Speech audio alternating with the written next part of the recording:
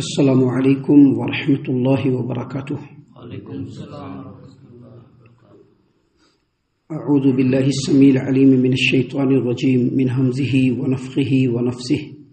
بسم اللہ الرحمن الرحیم۔ وربک یخلق ما یشاء ویختار ما کان لهم الخیرہ سبحان اللہ وتعالی عما یشرکون۔ وربک یعلم ما تکن صدورهم وما یعلنون وهو اللہ لا الہ الا هو لہ الحمد فی الاولی والآخرہ ولہ الحکم والیہ ترجعون۔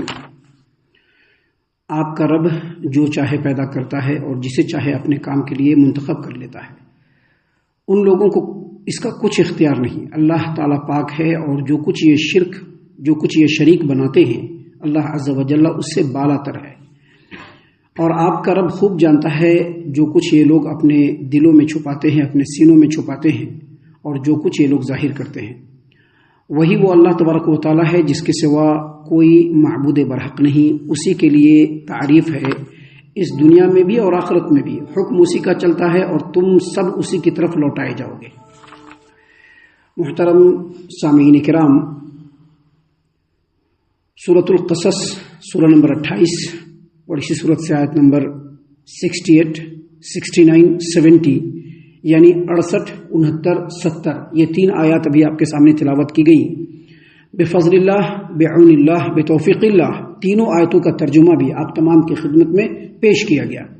محترم سامعین کرام، اللہ تبارک و تعالیٰ نے فرمایا ہے وَرَبُّكَ يَخْلُقُ مَا يَشَاءُ وَيَخْتَارُ، اور آپ کا رب جو چاہے پیدا کرتا ہے اور جسے چاہے اپنے کام کے لیے منتخب کر لیتا ہے۔ اس کا مطلب اور اس کا مفہوم یہ ہوا کہ بندوں کو پیدا کرنے والا اللہ تبارک و تعالیٰ ہے۔ اس کو خوب معلوم ہے کہ ہم نے کس کو کیسا پیدا کیا اور کس کام کے لیے پیدا کیا، کس کے اندر کتنی صلاحیت ہے، کتنی استعداد ہے، اور اب اللہ تبارک و تعالیٰ اپنے علم کے مطابق جس سے چاہے جو چاہے کام لے لے، یہ اللہ کی مرضی ہے۔ آیت کریمہ کے اس ٹکڑے کو اگر ہم دوسرے طریقے سے سمجھنا چاہیں تو اس طرح سے سمجھ سکتے ہیں کہ کسی بھی کام کرنے کا، حکم دینے کا اور کسی بھی کام سے باز رکھنے کا جو اختیار ہے وہ صرف اللہ تبارک و تعالیٰ کو ہے۔ اللہ عز و جل چونکہ خالق ہے، ہر چیز کو پیدا کیا ہے، تو اپنے بندوں میں سے وہ جس کو رسول منتخب کر لے وہ اللہ کی مرضی ہے۔ اب کسی کو اس پر اعتراض کرنے کا کوئی حق نہیں ہے۔ اور اللہ تبارک و تعالیٰ نے اگر کسی کو رسول بنایا اور اللہ نے یہ حکم دیا کہ رسول کی بات کو ماننا ہے اور رسول کی نافرمانی سے بچنا ہے اور رسول کے مقابلے میں کسی کی بھی بات قبول نہیں کی جا سکتی، تو اب کسی کو بھی یہ حق نہیں بنتا ہے کہ جب رسول کی بات آ جائے تو اس کو رد کر دے۔ کل کا درس یاد کیجئے، کل کے درس میں ہم نے یہ بات بتلایا تھا کہ رسول کی اطاعت و اتباع یہ اصل میں اللہ کی اطاعت و اتباع ہے، اور رسول کی اطاعت و اتباع کے مقابلے میں دوسروں کی اطاعت و اتباع کرنا گویا اللہ تبارک و تعالیٰ کے ساتھ دوسروں کو شریک کرنا ہے۔ اس چیز کو سمجھنا ایک مسلمان کے لیے انتہائی ضروری ہے۔ حالانکہ یہ ساری کی ساری باتیں اللہ تبارک و تعالیٰ نے مشرکین مکہ کو بتلایا ہے، لیکن اس کا مطلب یہ نہیں ہے کہ نبی کریم صلی اللہ علیہ وسلم کی امت میں جو لوگ نبی صلی اللہ علیہ وسلم پر ایمان لے آئیں اور ایمان لانے کا دعویٰ کریں اور پھر نبی کی بات کو چھوڑ کر کے دوسروں کی باتوں کو ماننا اپنا ایمان اور عقیدہ بنا لے، تو سمجھ لیجئے کہ ان کے لیے بھی یہ آیت کریمہ ہے۔ اللہ تبارک و تعالیٰ نے فرمایا وَرَبُّكَ يَخْلُقُ مَا يَشَاءُ وَيَخْتَارُ، آپ کا رب جو چاہے پیدا کرتا ہے اور جسے چاہے اپنے کام کے لیے منتخب کر لیتا ہے، اور آگے فرمایا مَا كَانَ لَهُمُ الْخِيَرَةُ، لوگوں کو کچھ اختیار نہیں ہے۔ لوگوں کو کچھ اختیار نہیں ہے کیا مطلب؟ لوگوں کو کچھ اختیار نہیں ہے کہ جو اللہ تبارک و تعالیٰ کی مخلوق ہے ان کو ان کے مقام سے اٹھا کر کے اللہ کے مقام پر لے آئے۔ کسی کو گنج بخش بنا دے، کسی کو دستگیر بنا دے، کسی کو داتا بنا دے، کسی کو بیماری اور صحت کا مالک بنا دے، کسی کو فلاں پیر بنا دے، کسی کو فلاں پیر بنا دے، اور پھر ان کے سامنے جا کر کے جھکنا شروع کر دے۔ یاد رکھیے ہمیشہ، اگر کوئی نبی ہے، اگر کوئی ولی ہے، اگر کوئی رسول ہے، کوئی فرشتہ ہے، یہ سب کس کے پیدا کیے ہوئے ہیں؟ اللہ تبارک و تعالیٰ کے پیدا کیے ہوئے ہیں۔ اگر کسی کے اندر کوئی کمال ہے اور اللہ تبارک و تعالیٰ نے اس کو کمال سے نوازا ہے، تو اس کے اندر وہ جو کمال ہے وہ صرف اللہ کی طرف سے ہے۔ اگر کوئی برگزیدہ ہے، ابھی کہتے ہیں نا بڑے برگزیدہ بندے، کہتے ہیں کہ نہیں کہتے ہیں؟ نوح علیہ السلام کا ذکر ہوتا ہے تو ہم کیا کہتے ہیں؟ اللہ کے بڑے برگزیدہ بندے۔ ابراہیم کی بات ہوتی ہے تو ہم لوگ کیا کہتے ہیں؟ اللہ کے بڑے برگزیدہ بندے۔ کہتے کہ نہیں کہتے ہیں؟ امام بخاری کی بات ہوتی ہے تو ہم لوگ کیا کہتے ہیں؟ اللہ کے بڑے برگزیدہ بندے، اللہ نے ان کو چن لیا ہے۔ تو اگر کوئی اللہ کا برگزیدہ ہے تو اس کا مطلب یہ ہرگز نہیں ہے کہ اس کو بندہ کے مقام سے اٹھا کر کے اللہ کے مقام میں رکھ دے، ایسا نہیں ہو سکتا ہے۔ اس لیے اللہ تبارک و تعالیٰ نے یہاں پر بیان فرما دیا ما کان لہم الخیرہ۔ کوئی یہ کہتا ہے کہ نبی کریم صلی اللہ علیہ وسلم کی بات اپنی جگہ پہ ہے، لیکن امت کے بڑے بڑے ائمہ ہیں، بڑے بڑے علماء ہیں، اب ان کی بات کو سامنے رکھ کر کے وہ نبی کی بات کو پیٹھ کے پیچھے ڈال دیں، ان کو کوئی اختیار نہیں ہے۔ اختیار اللہ تبارک و تعالیٰ کو ہے، اللہ کے علاوہ کسی کو اختیار نہیں، لہٰذا اللہ تبارک و تعالیٰ کا ہی حکم چلے گا اور اللہ تبارک و تعالیٰ کے حکم کے انڈر میں ہی رہنا پڑے گا، اور جو اس سے باہر نکلے گا اس کو پنشمنٹ دینا یہ اللہ تبارک و تعالیٰ کے اوپر ہے۔ سامعین کرام، ان باتوں کو بیان کرنے کے بعد اللہ نے آخر میں فرمایا سبحان اللہ و تعالی عما یشرکون، اللہ تبارک و تعالیٰ پاک ہے اور جو کچھ یہ لوگ اللہ کے ساتھ شریک بناتے ہیں اللہ عز و جل اس سے بہت بالا تر ہے۔ اس کے بعد اللہ تبارک و تعالیٰ نے آگے مزید فرمایا وَرَبُّكَ يَعْلَمُ مَا تُكِنُّ صُدُورُهُمْ وَمَا يُعْلِنُونَ، اور آپ کا رب خوب جانتا ہے جو کچھ یہ لوگ اپنے سینوں میں چھپاتے ہیں اور جو کچھ یہ لوگ ظاہر کرتے ہیں۔ بات مکہ والوں کی ہو رہی ہے۔ مکہ والوں سے کہا گیا کہ بھائی آپ اسلام قبول کیجئے، نبی کریم صلی اللہ علیہ وسلم نے فرمایا جو اللہ نے شریعت نازل فرمایا ہے اس کی ہمارے ساتھ اتباع کرو۔ ان لوگوں نے کہا کہ اگر ہم آپ کے ساتھ اسلامی شریعت کی اتباع کرنا شروع کر دیں گے تو مکہ کے اندر اور عرب کے اندر جو ہماری سرداری ہے وہ ختم ہو جائے گی، ہماری معیشت، ہمارا کاروبار سب چوپٹ ہو جائے گا، لین دین بالکل ختم ہو جائے گا، لوگ بائیکاٹ کر لیں گے۔ انہوں نے یہ بات کہی، اللہ نے فرمایا کہ ان کے دلوں میں جو اصل بات ہے اللہ اس کو جانتا ہے، کیونکہ وہ نہیں چاہتے کہ وہ اسلام قبول کرے، کیونکہ اگر وہ اسلام قبول کریں گے رسول کی ماتحتی میں آنا پڑے گا، رسول کی اتباع کرنی پڑے گی، رسول کے حکم کے مطابق آگے بڑھنا پڑے گا، یہ چیز وہ لوگ جانتے ہیں، اور اسی لیے اللہ نے فرمایا کہ اس کے انکار کی جو اصل وجہ ہے وہ اللہ خوب جانتا ہے، ان کے اعتراض اور ان کے بہانے کی کوئی حیثیت نہیں۔ وَرَبُّكَ يَعْلَمُ مَا تُكِنُّ صُدُورُهُمْ وَمَا يُعْلِنُونَ، اور آپ کا رب خوب جانتا ہے جو کچھ ان کے دلوں میں ہے، سینوں میں ہے، اور جو کچھ وہ ظاہر کرتے ہیں۔ آیت کریمہ کا مفہوم یہی ہے، لیکن اس آیت کریمہ پر ہم غور و فکر کریں گے تو اور بھی بہت ساری باتیں سمجھ میں آتی ہے۔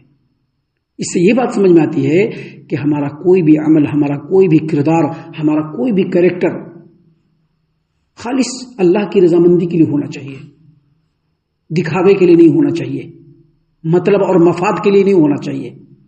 اگر ہم اللہ کی عبادت کرتے ہیں وہ بھی اللہ تبارک و تعالیٰ کو راضی کرنے کی خاطر ہونی چاہیے۔ اگر ہم کوئی دینی کام سر انجام دیتے ہیں اس کے پیچھے ہمارا کوئی مقصد نہیں ہونا چاہیے، کسی کا دکھاوا نہیں ہونا چاہیے، کیونکہ ہم اپنے دلوں کے اندر، اپنے سینوں کے اندر جو بات چھپاتے ہیں اللہ اس کو بھی جانتا ہے، اور جن چیزوں کو ہم ظاہر کرتے ہیں اللہ اس کو بھی جانتا ہے، لہذا ہمارا ظاہر اور باطن خالص اللہ تبارک و تعالیٰ کی رضامندی کے لیے ہونا چاہیے۔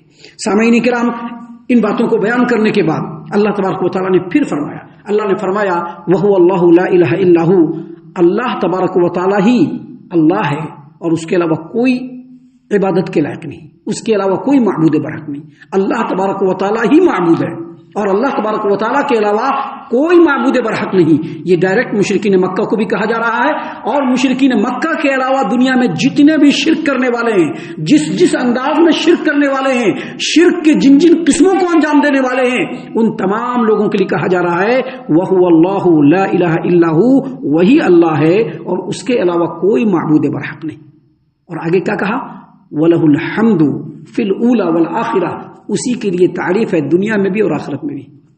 مطلب کیا ہے؟ مطلب اس کا یہ ہے کہ کائنات کی ایک ایک چیز پر اگر ہم غور کریں گے تو اس میں ہم کو اللہ تبارک و تعالیٰ کی قابلیت، اللہ تبارک و تعالیٰ کا کردار، اللہ تبارک و تعالیٰ کی قدرت، اللہ تبارک و تعالیٰ کی کاریگری اور اللہ تبارک و تعالیٰ کی قدرت کا کرشمہ جھلکتا ہے۔ لہذا کائنات کے ہر چیز پر غور کرنے کے بعد یہ پتہ چلتا ہے کہ تعریف کے لائق صرف اللہ تبارک و تعالیٰ ہے۔ اگر کسی سے کوئی کمال سرزد ہوتا ہے، کوئی آدمی بہترین کام کرتا ہے، تو اس کے اندر اس کمال کو پیدا کرنے والا بھی اللہ تبارک و تعالیٰ ہے۔ لہذا دنیا میں بھی تعریف کے لائق وہی ہے اور آخرت میں بھی تعریف کے لائق وہی ہے۔ کوئی بہت زبردست قسم کا عالم دین ہے اور اس کے اندر جو صفت ہے اس صفت کو بھی پیدا کرنے والا اللہ تبارک و تعالیٰ ہے۔ کوئی بہترین قسم کا کاریگر ہے اور کاریگری میں اپنا کوئی جواب نہیں رکھتا، اس کے اندر اس کاریگری کے فن کو دینے والا بھی اللہ تبارک و تعالیٰ ہے۔ بے شمار ہوائی جہاز دنیا میں اڑ رہے ہیں، اس کو چلانے والا جو پائلٹ ہے، اس پائلٹ کے اندر جو خوبی ہے، جو کاریگری ہے، اس اسکل کو دینے والا بھی اللہ تبارک و تعالیٰ ہے۔ کوئی آدمی ایک مرتبہ ایک چیز کو دیکھتا ہے اور پڑھ کر کے اپنے ذہن کے اندر بالکل بسا لیتا ہے، اس کے اندر وہ فن اور ہنر دینے والا بھی اللہ تبارک و تعالیٰ ہے۔ اللہ نے اسی لیے کہا وَلَهُ الْحَمْدُ فِي الْأُولَى وَالْآخِرَةِ، اسی کے لیے تعریف ہے دنیا میں بھی اور آخرت میں بھی، وَلَهُ الْحُكْمُ، اور حکم بھی اسی کا چلے گا، اس دنیا میں بھی اور آخرت میں بھی۔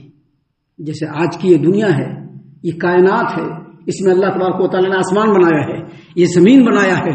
جب اللہ تبارک و تعالیٰ کو قیامت برپا کرنا ہوگا، یہ آسمان ختم کر دے گا، یہ زمین ختم کر دے گا، یہ کائنات ختم کر دے گا، پھر دوسرا آسمان، دوسری زمین اور دوسرا کائنات پیدا کرے گا اللہ تبارک و تعالیٰ، اور وہ زمین، وہ آسمان اور وہ کائنات اس زمین، اس آسمان اور اس کائنات سے زیادہ پائیدار ہوگی۔ وہاں پر اللہ تبارک و تعالیٰ پھر سے تمام لوگوں کو پیدا کرے گا، اپنے بارگاہ میں بلائے گا اور سب سے ان کے کرتوتوں کا، ان کے کاموں کا حساب اللہ تبارک و تعالیٰ لے گا، ایک ایک لمحے کا حساب لے گا۔ اسی لیے اللہ تبارک و تعالیٰ نے فرمایا وَلَهُ الْحُكْمُ، اسی کا حکم چلے گا دنیا میں بھی اور آخرت میں بھی، وَإِلَيْهِ تُرْجَعُونَ، اور تم تمام کو اسی کی طرف لوٹ کر کے جانا ہے۔ سامعین کرام، ابھی آگے اور بھی باتیں ہیں جو اللہ تبارک و تعالیٰ نے خالص ہماری ہدایت و رہنمائی کے لیے آگے بیان فرمائے ہیں، جس کو انشاءاللہ کل اور کل کے بعد کے درسوں میں ہم آپ کے سامنے پیش کریں گے۔ ہم اللہ سے دعا کرتے ہیں کہ اللہ تعالیٰ ہم تمام کو ان باتوں پر خوب غور و فکر اور تدبر کرنے کے ساتھ ساتھ ان باتوں پر عمل کرنے کی بھی توفیق عنایت فرمائے، آمین۔ اللہ تعالیٰ ہم تمام کو صحیح معنوں میں پکا سچا مومن مسلمان بنائے، اللہ اور اس کے رسول صلی اللہ علیہ وسلم کی اطاعت و فرما برداری کرنے والا بنائے، صحابہ کرام رضی اللہ عنہم کے طریقے پر چلنے والا بنائے، جنت الفردوس میں جگہ عطا فرمائے۔ اے اللہ ہم تمام کو جہنم سے پناہ دے، اے رب العالمین ہم تمام کو جہنم سے پناہ دے، اے مالک الملک ہم تمام کو جہنم سے پناہ دے، آمین یا رب العالمین۔ وما علینا الا البلاغ المبین۔ تبارك الذي نزل الفرقان على عبده ليكون للعالمين نذيرا